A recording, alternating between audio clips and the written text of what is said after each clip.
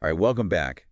For this final deep dive into Think Fast, Talk Smarter, we're going to be ditching the theory and um, like really jumping into some real-world scenarios. Yeah, that's right. So you've learned the framework for thinking on your feet. Now it's time to see how those tools work in, situations you might encounter every day. Right. So let's just jump right into it. Imagine you're in a meeting and your manager like suddenly asks you a super challenging question about a project. Ooh, It's yeah. one of those questions that just totally catches you off guard. It may be about like the budget or the timeline. Hmm. How do you handle that? Well, the book, it emphasizes staying calm under pressure. So, first of all, take a moment, right? Gather your thoughts before you speak. That brief pause, can make all the difference. Right. What if your mind like totally goes blank? Yeah. What if you like don't have the answer right away? Well, that's where the STAR framework comes in. Situation, task, action, result. It's a way to it's a way to structure your response clearly and concisely, even if you don't have all the details like right there at your fingertips. Oh, okay. So I start by, like outlining the situation and then describe the task at hand, the action that I'm taking and the expected results. Right. But like what's so powerful about structuring my answer that way? Like what does that really do? Well, what's really fascinating here is that the STAR method, it kind of taps into like our brain's natural like storytelling instinct, right? I mean, we're just wired to remember stories better than like isolated facts and figures. Oh, interesting. So by framing your answer as this like mini narrative, you're not just providing information, but you're also like making it way more memorable and persuasive. That's such a good point. Yeah. So even if I don't have all the answers like right away, Hmm. using the STAR method like shows my manager that I understand the situation, I'm taking action and I'm, focused on results. Exactly. And if you still need more information, just be honest about it. Say something like, that's a great question. We're currently analyzing X and plan to have a solution by Y, something like that. I can follow up with you tomorrow with more detailed data. Oh, I like that. Yeah, that's great. It shows you're on top of things even if you don't have, all of the answers right at this second. Right, right. Okay. Let's shift gears to a different kind of scenario. Picture this. You're at a networking event Okay. and you've spotted someone you really want to connect with. Hmm. You introduce yourself and you have like 30 seconds to make a killer first impression. What's your strategy? Well, those first impressions are crucial, right? So start strong. Yeah. A confident handshake and a genuine smile go a long way. For sure. And then deliver a concise and compelling introduction, including your name, what you do, and your value proposition. Hold on. Explain value proposition for me. What does that even mean in this context? Yeah, think of it as your elevator pitch. It's the answer to the question, what do you bring to the table? Like, what unique skills and benefits do you offer? Hmm. For example, you could say something like, "Hi, I'm a marketing consultant. I help small businesses increase their online visibility and attract more customers." Oh, so it's not just about what I do, but like about the value I bring to others. Exactly. That makes sense. And to keep the conversation going, follow up your intro with an engaging question. It shows you're genuinely interested Hmm. and takes the pressure off you to do all the talking. Right. Something like, what inspired you to attend this event? I love open-ended questions like that. Yeah. Yeah, they invite the other person to like share more about themselves, which is, a great way to build rapport. Exactly. Okay.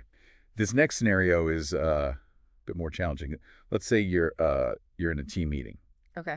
and two of your colleagues are having this like heated disagreement. No. The tension is like so thick, Yeah. and you're caught right in the middle. You're caught in the crossfire. Yeah, exactly. What do you do? This is a situation that calls for like a different set of tools. It's not about taking sides, right? Or even offering your own opinion. It's about assuming the role of a mediator. But isn't there a time when you need to like stand up for what you believe in, Yeah. even if it, ruffles some feathers? Oh, of course. There are definitely times to advocate for your perspective, but Yeah. in this scenario, right, where two colleagues are already at odds, your primary goal is to de-escalate the conflict and facilitate a constructive dialogue. Okay, so I need to stay neutral. Got it. But how do I like actually do that when things are getting heated? We'll start by acknowledging both perspectives, right? Yeah. Without necessarily agreeing with either one. Oh, right. You can say something like, I understand where you're both coming from. John, you're concerned about meeting the deadline, and Lisa, you want to make sure that we're not sacrificing quality. That makes sense. By acknowledging both sides, I'm validating their concerns without like fueling the fire. Exactly.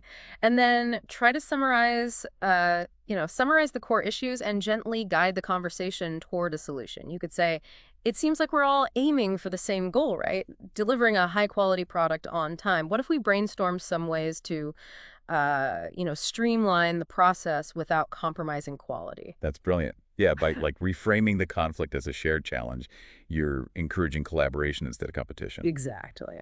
Speaking of tricky situations, let's dive into a scenario that can really sting, you know? Oh, yeah. Receiving unexpected criticism, maybe from a colleague or your manager, Mhm. especially if it happens in front of other people. Oh, yeah. How do you handle that gracefully? This one can be tough, Yeah. but think fast, talk smarter. Reminds us that staying composed is absolutely key.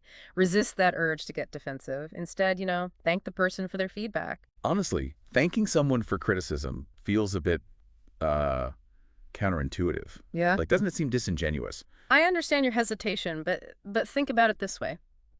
By by thanking the person, you're demonstrating, maturity and a willingness to learn even when it's uncomfortable. Okay. Plus, it buys you a moment to collect your thoughts and avoid reacting impulsively. That's a good point. It's about shifting your mindset from like feeling attacked to seeing it as an opportunity for growth. Precisely. And once you've, acknowledged the feedback, seek clarification to make sure that you understand what needs improvement. You might say, thank you for bringing this to my attention. Could you elaborate on which aspects of the presentation need work? I want to make sure that I, address your concerns effectively. I see how that approach takes the sting out of the criticism and turns it into a constructive conversation. Right. So we've tackled tough questions, networking, conflict, and even criticism. Good for Now, for our final scenario, let's imagine a more casual setting. yeah. You're at a coffee break, someone strikes up a conversation, and you're faced with the dreaded small talk. Yeah. How do you elevate that small talk into something more meaningful?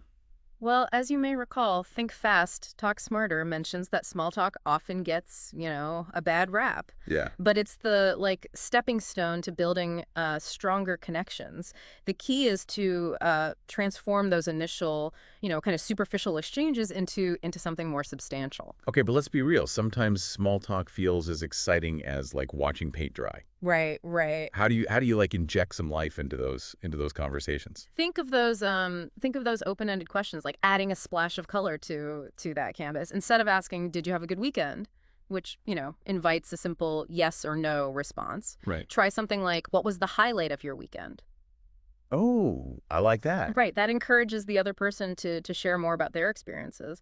It's about like digging a little deeper and showing genuine interest in what the other person has to say. Exactly. And as they respond, listen actively, right? Not just waiting for your turn to speak, but really absorbing their words and looking for common ground. Those, shared interests or experiences can really spark a much more engaging conversation. For example, like if they say they spent their weekend hiking and you're also an avid hiker, you've suddenly found that point of connection. Right. And that can lead to a more genuine and memorable interaction.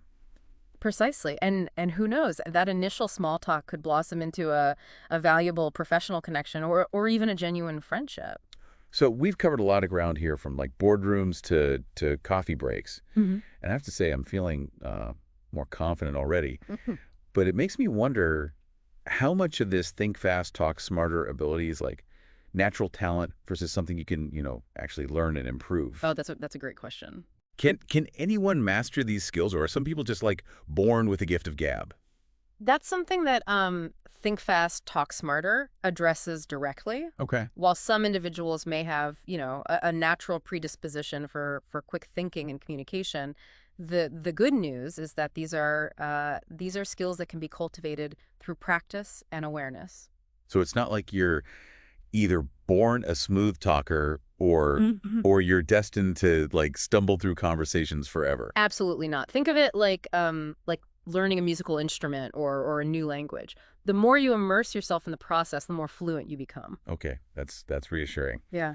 But how do we actually get better at this? Do Yeah. we do we need to sign up for like improv classes or something? Well, improv can be a fantastic way to, hone those quick thinking muscles and get comfortable thinking outside the box, but it's certainly not the only path to improvement. What are some other perhaps like less intimidating ways to practice? One of the simplest yet most effective strategies is to become a communication detective in your everyday life. Communication detective. Yeah.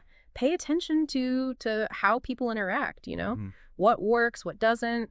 Observe how others frame their responses, handle disagreements, and navigate those challenging conversations. You can learn a lot just from being a mindful observer. I like that. It's about like tuning everyday life into a learning opportunity. Exactly. So, Another powerful technique is to mentally rehearse your responses to common scenarios. Think about mhm. those situations where you typically feel flustered or unsure of what to say. So like doing a mental run through of those tricky moments. Exactly. Imagine yourself in that meeting at that networking event or receiving that unexpected criticism. Huh? The more you practice, even if it's just in your head, the more automatic those responses will become when you encounter the real deal. It's like having a mental script ready to go, but without sounding too rehearsed or robotic. Right. What about those curveballs, those like completely unexpected situations that throw us off script? Any advice for handling those gracefully? That's where mindfulness comes in. Think fast, talk smarter Ah, emphasizes the importance of cultivating, a sense of presence and awareness in your interactions. okay. The more present you are in the moment, the better equipped you'll be to adapt to whatever comes your way. So it's not about trying to like anticipate every possible scenario, Yeah. but rather cultivating that inner calm Yeah. to respond effectively no matter what. Precisely. And remember, it's okay to pause, take a breath, and gather your thoughts before responding. Silence is a powerful tool, and it's much better to take a moment than to blurt out something you'll regret later. That's a great reminder. So we've talked about observation, mental rehearsal, and mindfulness. Hmm.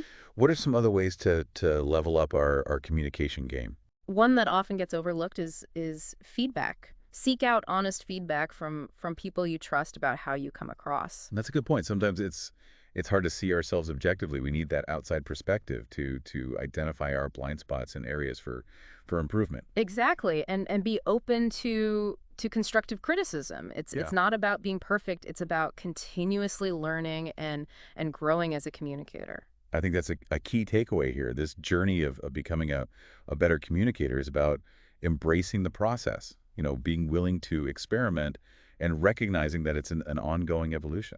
Well said. And remember, you don't have to tackle this all at once. Start small. Focus on one area you want to improve and build from there. All right, we've covered a lot of ground in terms of strategies and techniques, but let's bring it back to those real world scenarios we've been discussing. Okay. How do we know like which approach is best for which situation? That's where discernment comes into play. Think fast, talk smarter.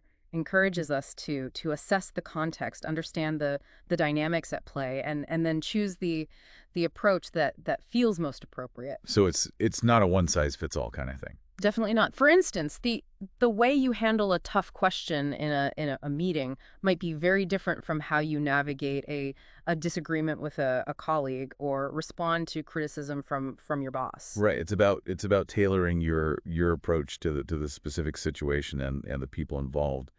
I'm curious from your experience, what are some of the most common communication pitfalls people fall into? One of the biggest ones is failing to listen actively. We Yeah. often get so caught up in formulating our own responses that we don't truly hear what the other person is saying. Oh, I'm so guilty of that. I catch myself thinking about my next point while the other person is still talking. It's a common trap. But as Think Fast, Talk Smarter emphasizes, active listening is crucial for building rapport, understanding perspectives, and avoiding those frustrating misunderstandings that can derail a conversation. What are some other common blunders? Another one is being overly defensive, especially when receiving feedback or criticism. Hmm. Our natural instinct is to protect ourselves, but that often leads to defensiveness, which can just escalate the situation. So it's about taking a step back, detaching from our ego, and seeing the feedback as an opportunity to learn, even if it's delivered in a less than ideal way. Exactly. And remember, feedback isn't always a personal attack. It might be about a specific behavior, a different approach, or simply a miscommunication. Right. Try to separate the message from the messenger and focus on the substance of the feedback. That's a good reminder. Any others? Being too vague or rambling is another common pitfall.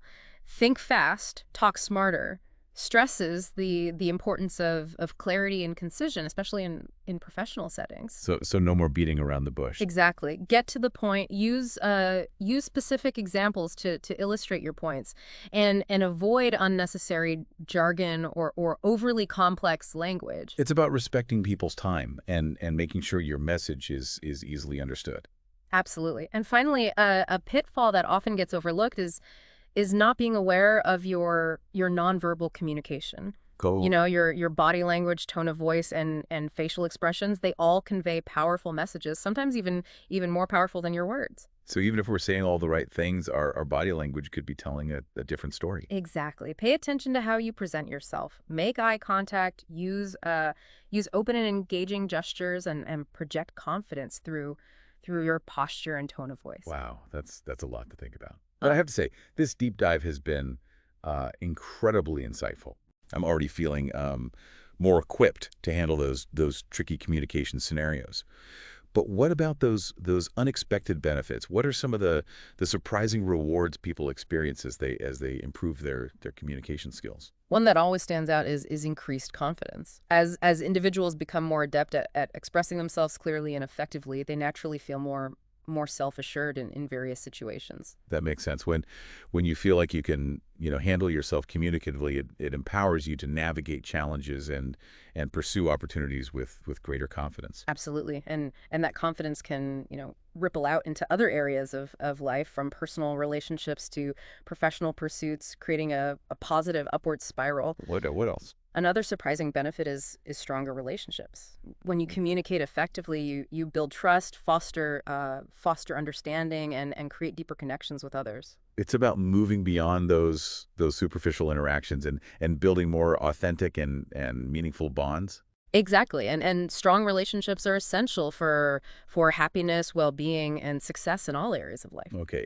Any other unexpected perks? Improved problem-solving abilities often emerge as well. Oh, interesting. When you can clearly articulate your thoughts, actively listen to different perspectives, and engage in constructive dialogue, you're better equipped to navigate challenges and find creative solutions. It's like communication becomes a catalyst for collaboration and innovation. Precisely.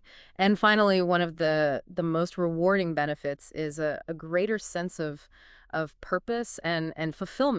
Wow. When you can effectively communicate your ideas, your passions, and your values, you have the power to influence, inspire, and make a positive impact on the world around you. That's a beautiful thought. It's not just about getting what you want. It's about using your voice to contribute something meaningful to the world. Well said. And that's the transformative power of communication.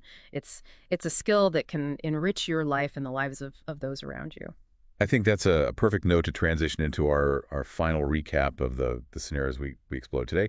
Remember, this is about taking those think fast, talk smarter tools and putting them into action. So let's revisit those 5 scenarios, starting with handling tough questions in meetings. Right. So you're, armed with the STAR method, outlining the situation, task, action, and result. It's a great way to show that, you're on top of things, even if you don't need to gather more info. Exactly. And don't forget that that brief pause to collect your thoughts can actually make you seem even more in control. Oh, that's a good point. Yeah. Okay. Next, we tackled the art of the 30-second networking intro.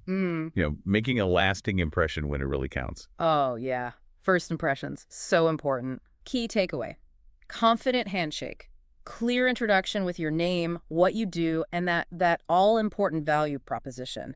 What makes you stand out? Right, because it's not just about, like, our skills. It's about the benefits we bring to others. Exactly. And to avoid that awkward silence, Oh, yeah. follow up with an engaging question to spark a real Right, conversation. take it away from you. Yeah. Put the ball in their court. Exactly. Scenario 3 was a doozy, finding ourselves caught between two colleagues in a heated debate. Oh, boy. This is where you become the mediator, not the instigator. That's right. I'm seeing a theme here, staying calm and collected even when things get tense. It's all about emotional intelligence in these situations. Yeah, for sure. Acknowledge both sides, summarize the core issues, and try to, guide the conversation towards a collaborative solution. Right. Then we explored that Yeah. oh so fun experience of receiving unexpected criticism. Oh. But remember, it's not a personal attack. It's information you can use to grow. That's right, yeah. Reframe it. Thanking the person for the feedback, it still feels a bit odd, but I'm starting to see how it can shift the dynamic. You're taking control of the situation. Right. Shows maturity. It buys you time to process and then seek clarification, to make sure you understand the specific areas for improvement. And finally, we learned how to transform small talk from a chore into an opportunity. Yeah, small talk gets such a bad rap. It does. But by asking open-ended questions, actively listening to the responses, and looking for that common ground, you can turn a casual chat into a genuine connection. Right, right. So as we wrap up this final deep dive into Think Fast, Talk Smarter, what's the most important thing for listeners to remember? Well, these tools are only as good as your willingness to use them, right? You've gotta get out there and practice. Practice, experiment, be patient with yourself, and remember. Communication is a skill, not a talent. And like any skill, it can be, honed and refined over time. And as you become a more confident and effective communicator, you'll not only navigate challenges with grace, but also unlock a world of possibilities. Absolutely. Stronger relationships, greater influence, a deeper sense of purpose. Yeah. Those are the unexpected rewards that await. That's what it's all about. So think back to a recent situation where you could have used one of these strategies. Yeah, give it a try. How might the outcome have been different? And as you go about your day, notice those communication moments, right? See them not as hurdles to overcome, but as opportunities to practice, learn, and grow. So let's revisit those 5 scenarios, starting with handling tough questions in meetings. All right, you're armed with that STAR method, right?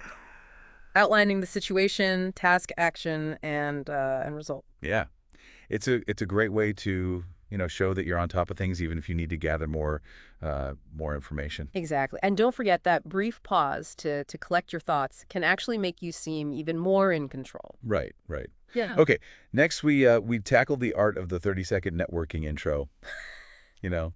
Making a lasting impression when it counts. First impressions are so important. They are. Key takeaway. Confident handshakes, clear introduction with your name, what you do, and that all-important value proposition, what makes you stand out. Right, because it's not just about our skills, it's about the benefits we bring to others. Exactly. And to avoid that awkward silence, follow up with an engaging question to spark a real conversation. Take it away from you. Yeah, put the ball in their court. Okay. Scenario 3 was a doozy, finding ourselves caught between two colleagues in a heated debate. Oh, boy. This is where you become the mediator, not the instigator. That's right. It's all about emotional intelligence in these situations. Yeah. Acknowledge both sides, summarize those core issues, and try to guide the conversation towards a collaborative solution. And then we explored that oh-so-fun experience of receiving unexpected criticism. Oof. Yeah, that one's tough. But remember, it's not a personal attack. It's information you can use to grow. That's right. Reframe it. You've got this. Thanking the person for the feedback, it still feels a bit odd, but I'm starting to see how it can, shift the dynamic. They're taking control of the situation. Right, right. And finally, we learned how to transform small talk from a chore into an opportunity. Small talk gets such a bad rap, It really does. But by asking open-ended questions, actively listening to those responses, and looking for that common ground, you can turn a casual chat into a genuine connection. And who knows? It might turn into something more. Exactly. You never know. So as we wrap up this final deep dive into Think Fast, Talk Smarter, what's the one thing you really want listeners to take away from all of this? It's been great exploring all these scenarios. Hmm.